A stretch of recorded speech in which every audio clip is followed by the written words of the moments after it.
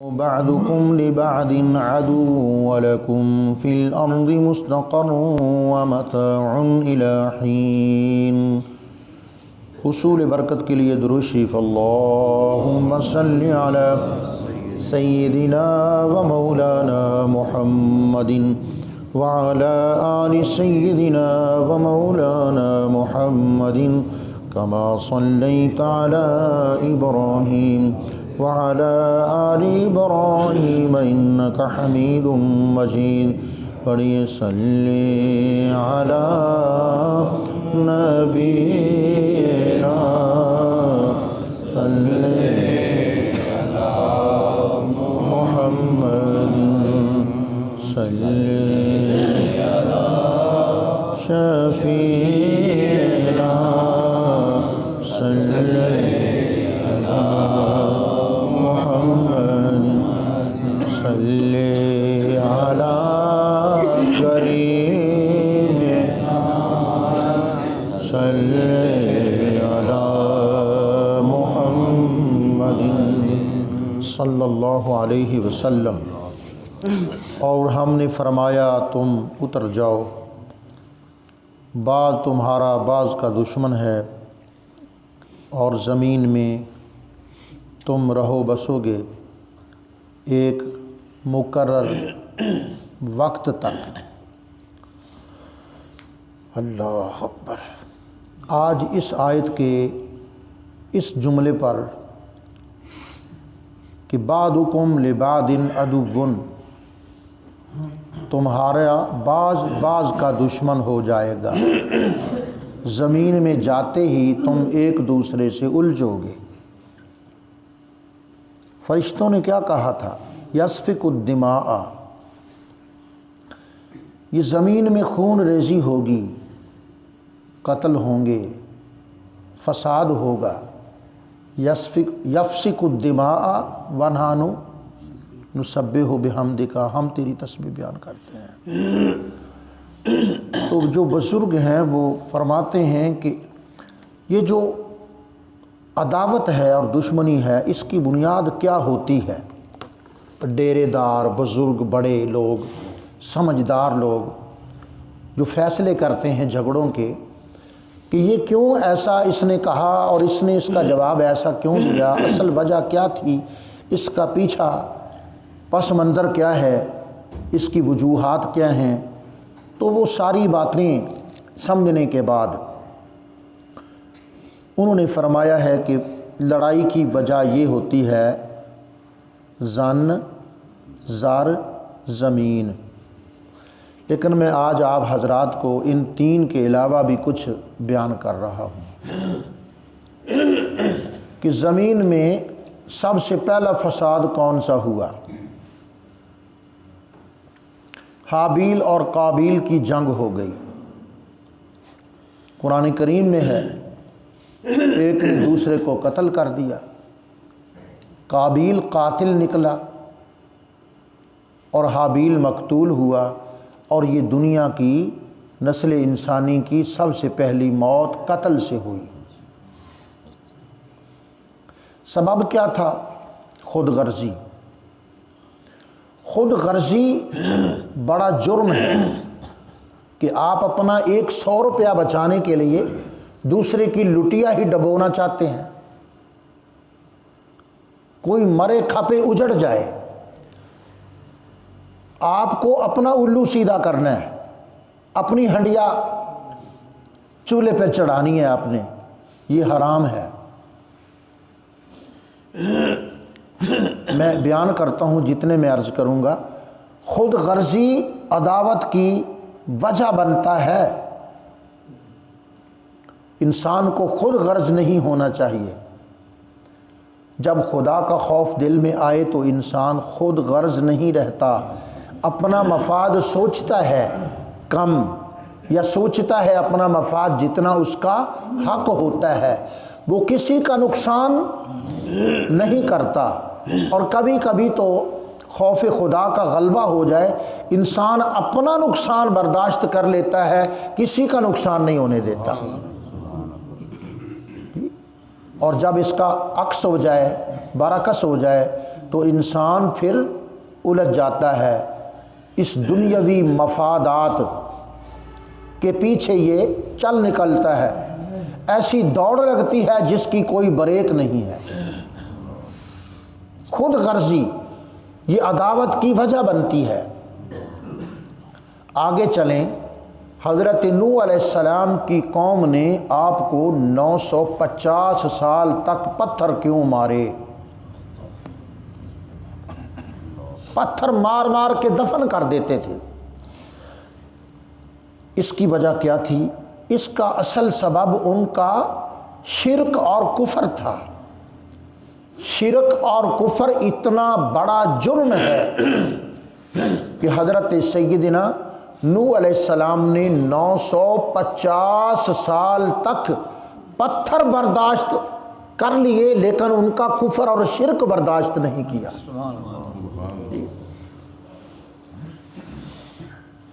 کفر اور شرک یہ عداوت کی وجہ بن گیا۔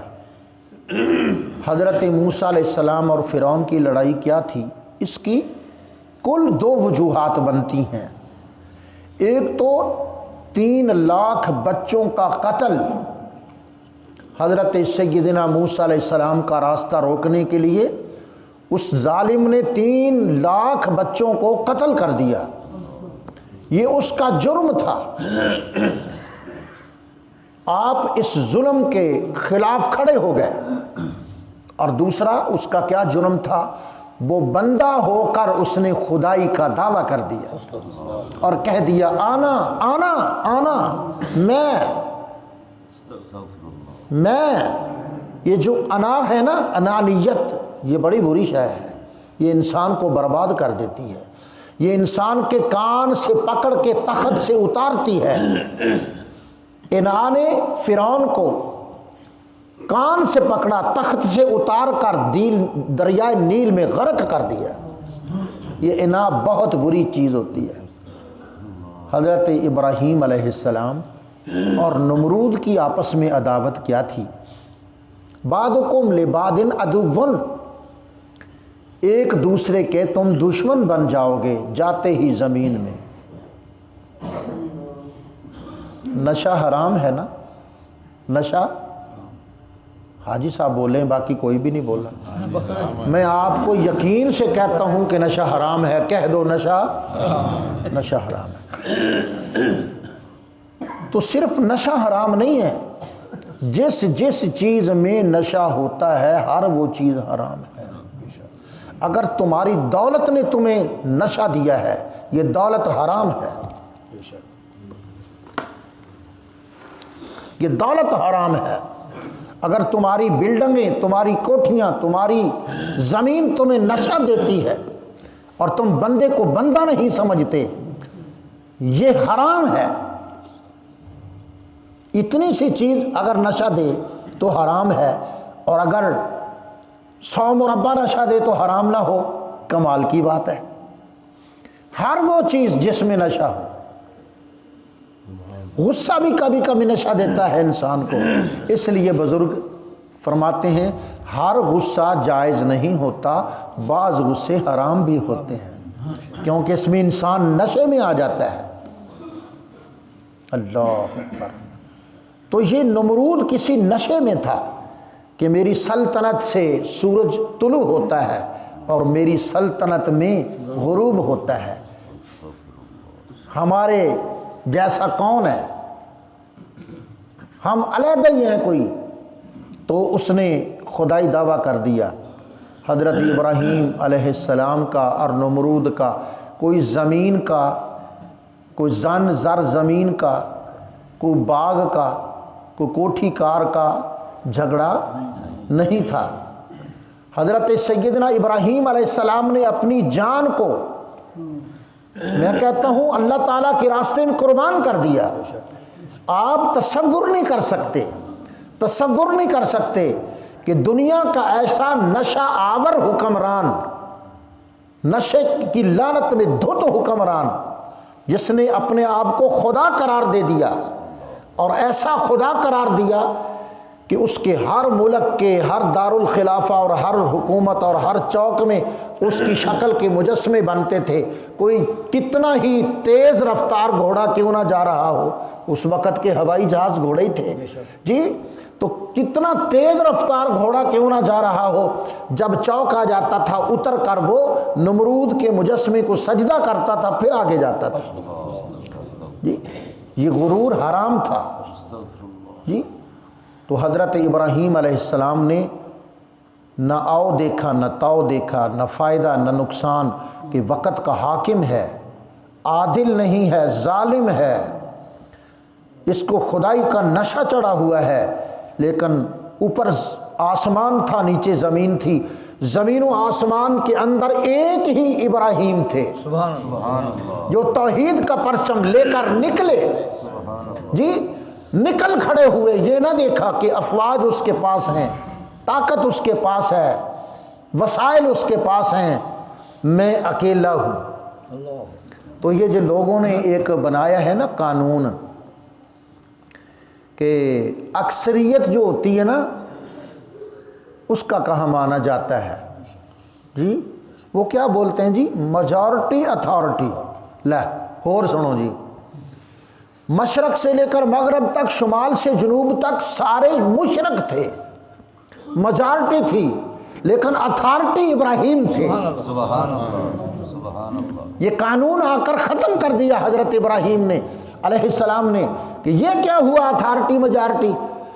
کوئی میجورٹی نہیں ہے. میجورٹی حق پر ہو تو وہ اتھارٹی ہے، اگر میجورٹی کفر پر ہو تو ایک ان میں سے حق پر ہو اور وہ ہو ابراہیم، تو وہ اتھارٹی ابراہیم ہے. اللہ پاک خود فرماتا ہے 14ویں پارے کا آخری رکوع یہاں سے شروع ہوتا ہے، ان ابراہیم کان امتن، ابراہیم کو اکیلا نہ سمجھو، اس کے اندر ایک امت ہے، اکیلا نہ سمجھو، یہ اتھارٹی ہے، یہ ایک ہو کر ساری دنیا کے انسانوں سے باری ہے. ان ابراہیم کان امتن. میں اب تمام رسولوں کا ذکر کر چکا، بالطبع ہو گیا، تو آخر الزمان پیغمبر کا ذکر کر رہے ہیں کہ کفار مکہ اور آپ کی عداوت کیا تھی. اس عداوت کی کئی وجوہات تھیں، پہلے میں نے ایک ایک دو بتائی ہیں.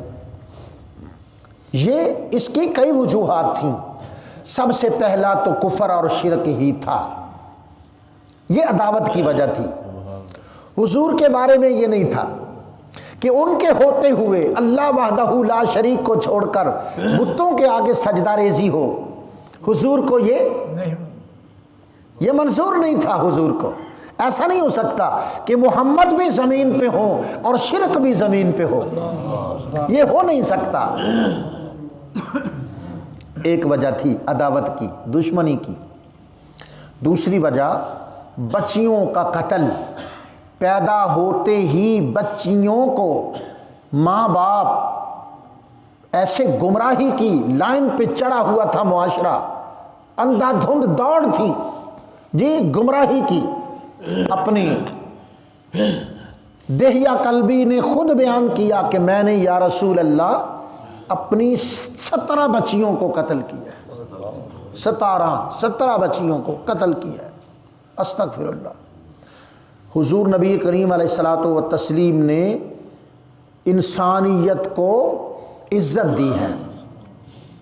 عورتوں کی تذلیل اور کعبہ شریف کی توہین ہو رہی تھی، انسانیت کا قتل ہو رہا تھا، انسانیت کو پامال کیا جا رہا تھا، لتاڑا جا رہا تھا، انسانیت اور آدمیت کو ذبح کیا جا رہا تھا. میرے کریم مصطفیٰ علیہ السلام دنیا میں تشریف لے آئے. وما ارسلناک، یہ آیت اتنی مشہور ہو گئی ہے ہر مسلمان کی زبان پہ جاری ہے، وما ارسلناک الا رحمۃ للعالمین. اچھا، اس رحمت للعالمین نے کتنی پاکیزہ سیاست فرمائی ہے. اللہ آج سیاست کا نام بدنام کر دیا، سیاست ایک گالی بن گئی. سیاست کا لفظی معنی کیا ہے؟ سیاست کا معنی یہ ہے، لفظی معنی یہ ہے کسی انتہائی مشکل کام کو حسن تدبیر سے آسان کرنا۔ وزیر کا کیا معنی ہے؟ وَاجْعَلْ لِي وَزِيرًا مِّنْ أَهْلِ هَارُونَ۔ موسیٰ علیہ السلام عرض کرنے لگے یا اللہ میرے گھر سے، میرے کنبے سے، میرے خاندان سے میرے بھائی ہارون کو میرا وزیر بنا دو۔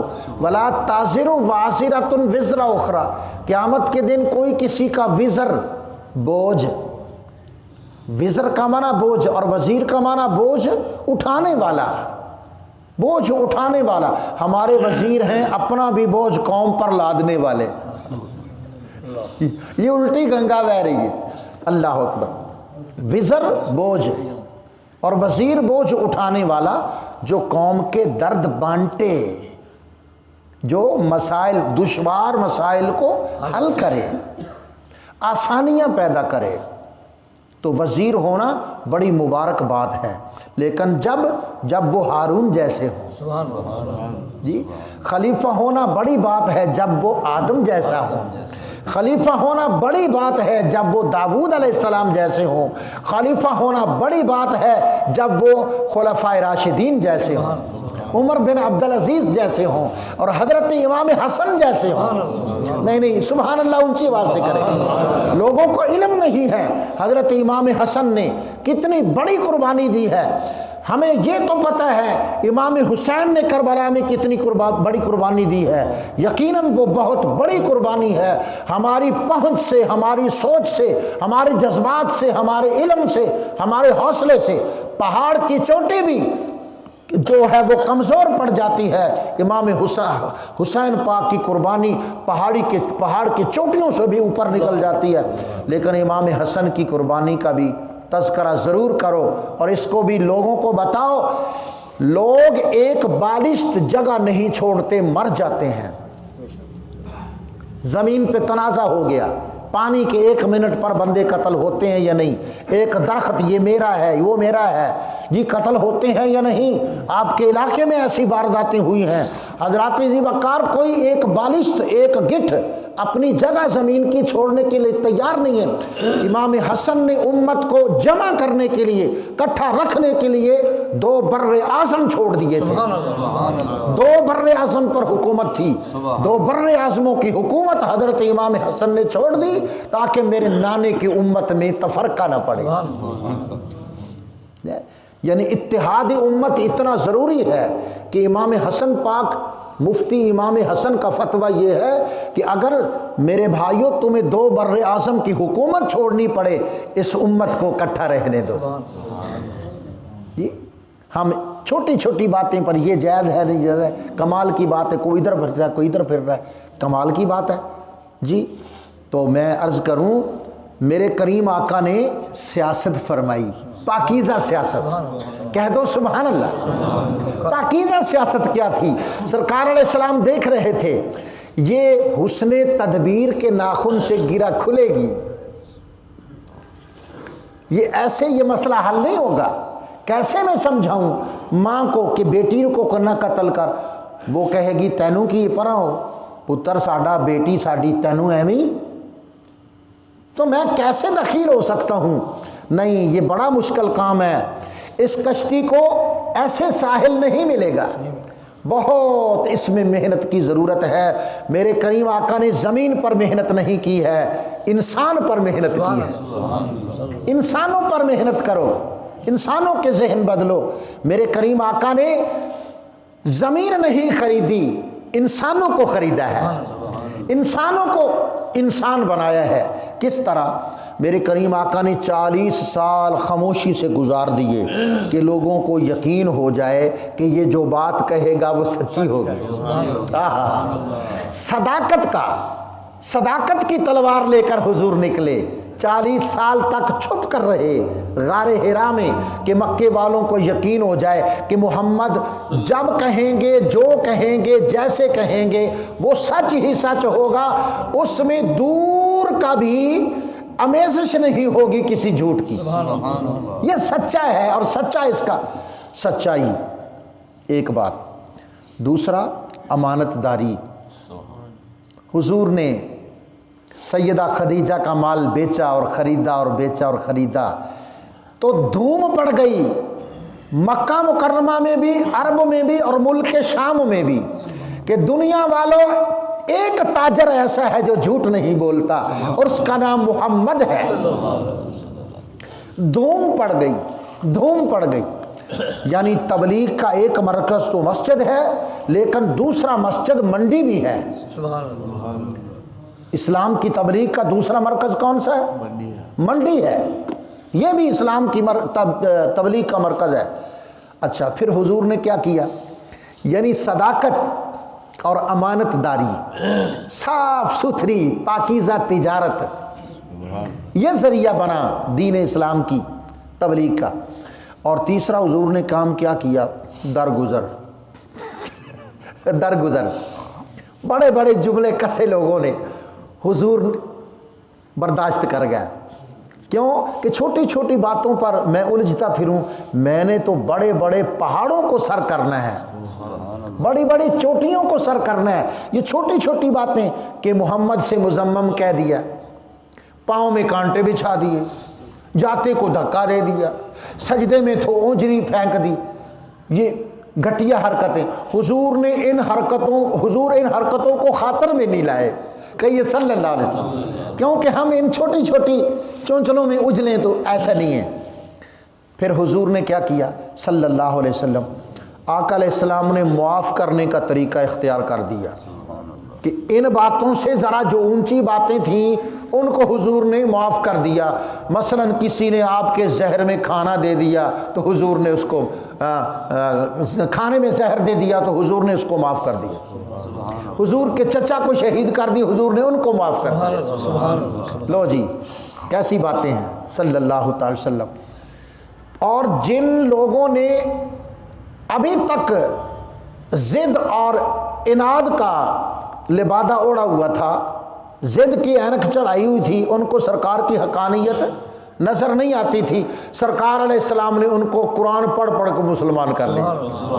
لو آؤ، یہ بھی ہمارا ایک ہتھیار ہے، سبحان اللہ، یہ بھی ہمارا ایک ہتھیار ہے اور بہت بڑا ہتھیار ہے۔ اور جو وہاں سے گزر گئے قرآن پاک سن کر بھی کہنے لگے لا تسمعوا لہذا القرآن، یہ قرآن نہ سنیں گے نہ سننے دیں گے، کیونکہ جو سنے گا وہ مسلمان ہو جائے گا۔ تو پھر سرکار علیہ السلام نے اللہ تعالیٰ کی عطا کی ہوئے معجزات دکھانے شروع کر دیے۔ کچھ میدان سرکار نے محبت سے جیت لیے، کچھ درگزر سے، کچھ حسن تدبیر سے، کچھ عفو درگزر سے، کچھ معجزات سے، کچھ قرآن سنا کر، اور جن لوگوں کو کچھ اثر نہ ہوا رحمت للعالمین تلوار لے کر میدان بدر میں آ گئے کہ آؤ سامنے ہمارے۔ تو یہ جو جہاد ہے، جہاد بالسیف، یہ بھی اسلام کی تبلیغ کا ایک ذریعہ ہے جی۔ تو سرکار دو عالم صلی اللہ تعالی علیہ وسلم نے ایسی یعنی صورتحال پیدا ہوئی کہ جب پورا مکہ لرز رہا تھا، حضور فاتح بن کر داخل ہو گئے۔ سرکار نے فرمایا بتاؤ آج کیا چاہتے ہو؟